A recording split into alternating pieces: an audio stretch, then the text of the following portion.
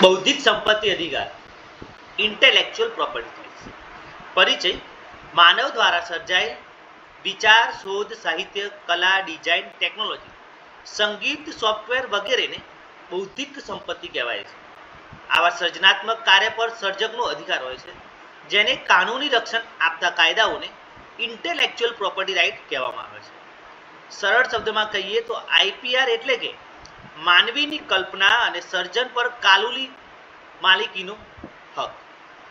વિપોના મંતવ્ય અનુસાર વિચારથી જન્મેલી રચનાઓ જેમ કે શોધ સાહિત્ય કલા કૃતિઓ ડિઝાઇન ચિહ્નો નામ વગેરે બૌદ્ધિક સંપત્તિ છે.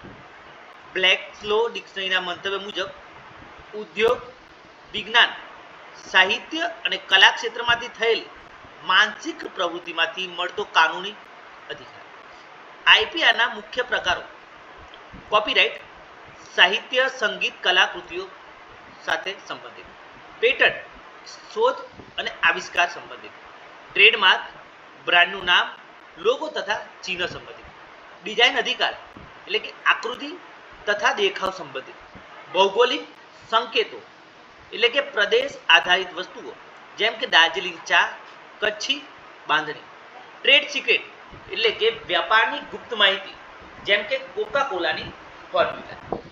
બૌદ્ધિક સંપત્તિ અધિકારનું મહત્વ સર્જકોનું રક્ષણ, જેમાં સર્જકને તેના કાર્ય માટે માન્યતા અને અધિકાર આપે છે. નવતર અને સંશોધનને પ્રોત્સાહન, સંશોધકો અને શોધકર્તાઓને નવા વિચાર લાવવા પ્રેરણા મળે છે.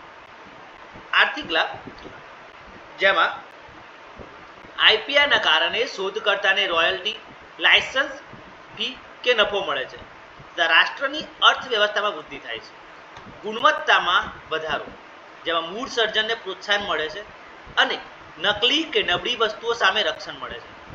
સાંસ્કૃતિક અને વૈજ્ઞાનિક વિકાસમાં જોઈએ તો સાહિત્ય કલા વિજ્ઞાન અને ટેકનોલોજીના વિકાસમાં સહાયરૂપ થાય છે.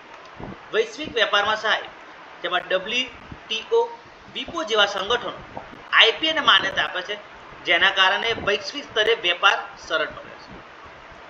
બૌદ્ધિક સંપત્તિ અધિકારના મુખ્ય હેતુઓ તો સર્જકને કાનૂની રક્ષણ આપવું, નવા વિચાર અને શોધને પ્રોત્સાહન આપવું, શોધકર્તાને તેના પરિશ્રમ માટે આર્થિક લાભ સુનિશ્ચિત કરવો, વિશ્વમાં જ્ઞાન અને ટેકનોલોજીના હિસ્સેદારીમાં વધારો કરવો, નકલ ચોરી અને નકલી ઉત્પાદનો સામે કડક કાર્યવાહી સુનિશ્ચિત કરવી, દેશને વૈશ્વિક સ્તરે સ્પર્ધાત્મક બનાવવું તથા શૈક્ષણિક અને વૈજ્ઞાનિક સંશોધનને આગળ વધારવું.